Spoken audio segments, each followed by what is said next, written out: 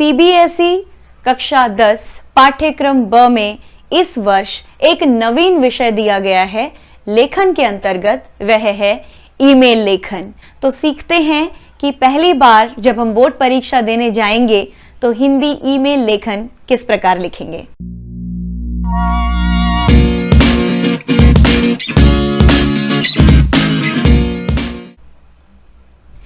नमस्कार, मैं डॉक्टर रक्षा मेहता अपने YouTube चैनल हिंदी भाषा ज्ञान में आप सभी का स्वागत करती हूं। आशा है आप सब ईमानदारी से पढ़ रहे हैं, अपना ख्याल रख रहे हैं और सही हिंदी सीख रहे हैं।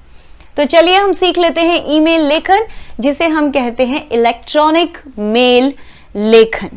इलेक्ट्रॉनिक मेल लेखन में सबसे पहले आप अपनी एक ईमेल आईडी तैयार करते हैं, जिसके माध्यम से आप सामने वाले को ईमेल भेजते हैं। ईमेल लेखन दो प्रकार का होता है, औपचारिक तथा अनौपचारिक। औपचारिक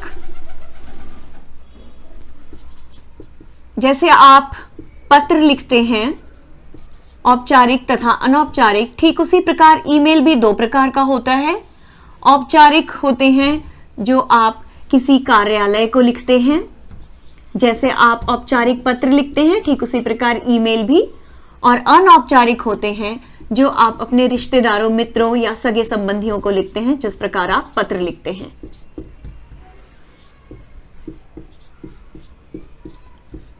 ठीक है,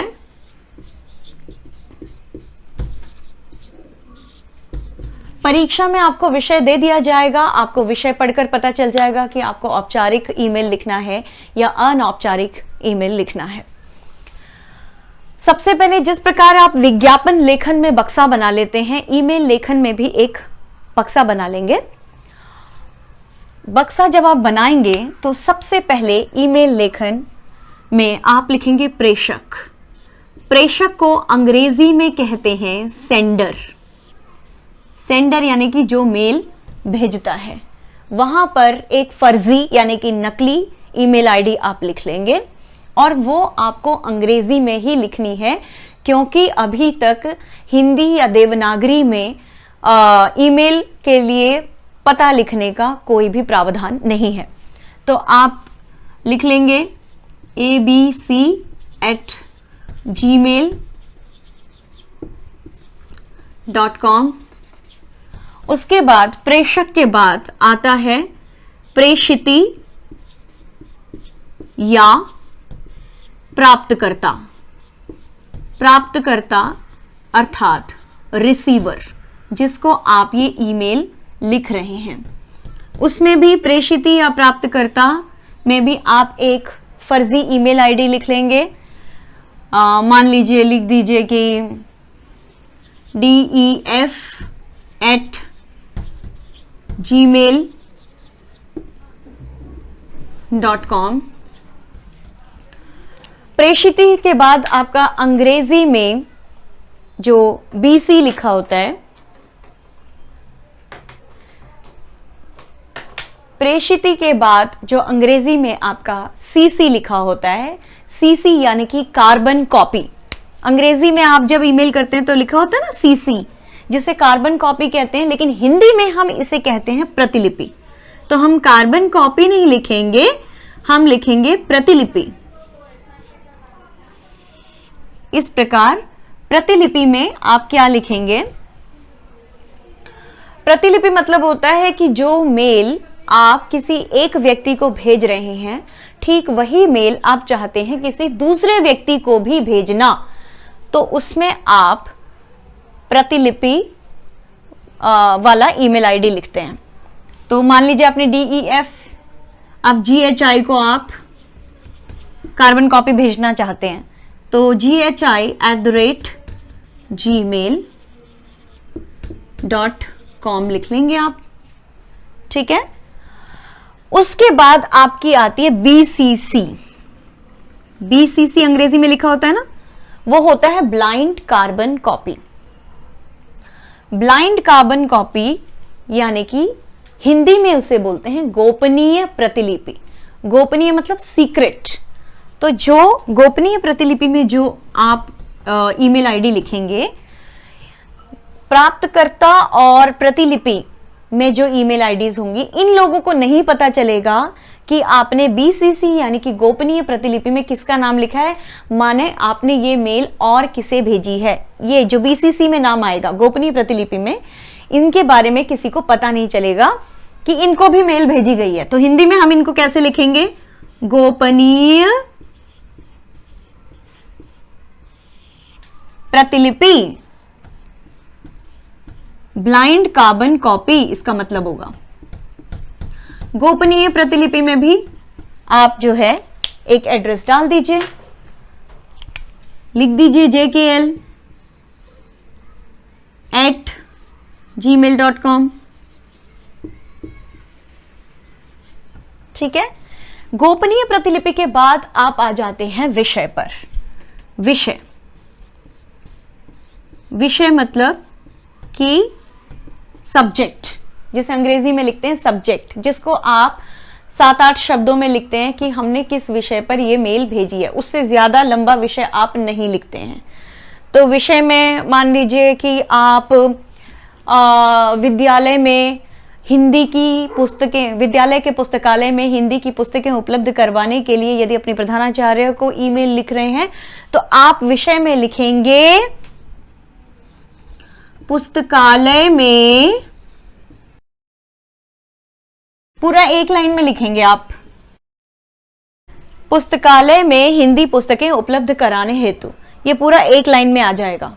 ठीक है। अब आपकी जो प्रधानाचार्य यानी कि प्रिंसिपल हैं, उनको पता चल जाएगा कि बच्चे ने ये जो ईमेल लिखा है ये किस संदर्भ में लिखा है। यहाँ विषय पढ़ते ही उनको पता चल जाएगा।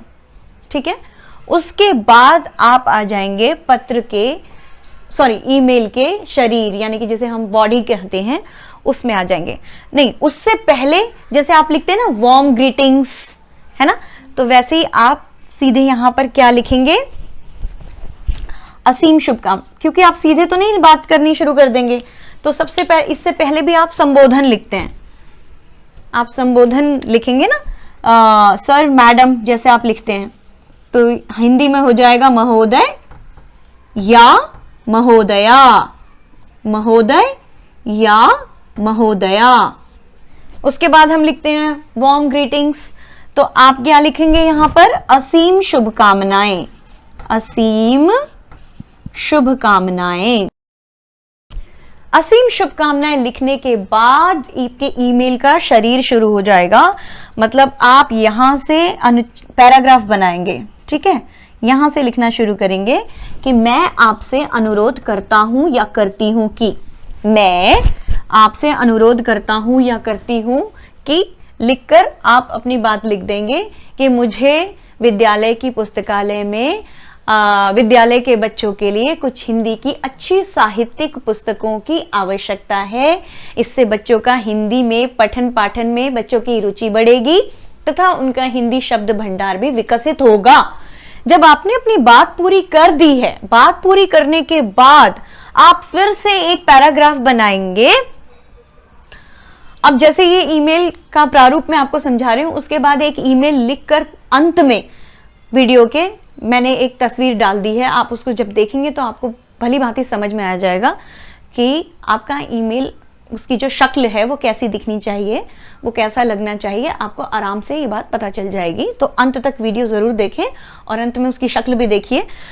जब आप अपनी बात कह देंगे, उसके बाद आप, जैसे आप पत्र में कैसे अपनी बात कहकर फिर एक पैराग्राफ बनाते हैं, वहां पर आप लिखते हैं दोबारा कि मैं आपका सदा आभारी रहूंगा, लिखते हैं ना, तो वैसे ही आप ईमेल में भी लिखेंगे कि आशा है आप विद्यालय में पुस्तकें अवश्य उपलब्ध करवाएंगे, मैं आपका सदा आभारी रहूंगा या मैं आपकी सदा आभारी रहूंगी। ये दूसरा पैराग्राफ जब आप बना लेंगे, उसके बाद उसके नीचे आप लिखेंगे धन्यवाद। धन्यवाद लिखने के बाद आप उसके नीचे लिखेंगे आपका आज्ञाकारी, और या किसी ऑफिस में अगर आप लिख रहे हैं तो वहां लिखेंगे भवदीय।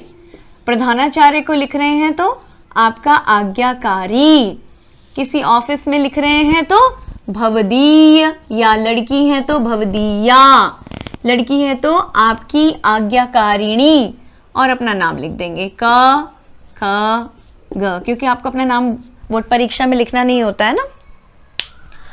ये पूरा ईमेल, अच्छा कुछ जगहों पर ईमेल का प्रारूप जब सिखाया जा रहा है तो तिथि लिखने का प्रावधान भी है, लेकिन अगर आप यहाँ पर तिथि या दिनांक नहीं लिखते हैं तो भी कोई फर्क नहीं पड़ेगा, क्योंकि जब आप ईमेल भेजते हैं तो प्राप्तकर्ता को पता चल जाता है कि ईमेल किस डेट को यानी कि किस दिनांक को आया है, तो उससे उतना अंतर नहीं आएगा।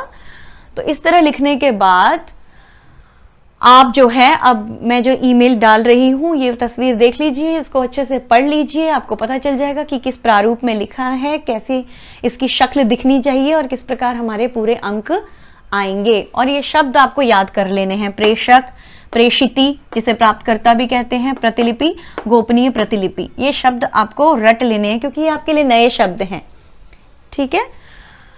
और अगर आपको सही ईमेल लेखन के विषय में जानकारी प्राप्त हुई है तो कृपया ये वीडियो अपने मित्रों के साथ भी साझा कीजिए, उनके साथ बांटिए और टिप्पणी बक्सा यानी कि कमेंट बॉक्स में लिखकर मुझे अवश्य बताएं कि आपके ज्ञान में कुछ वृद्धि हुई है या नहीं।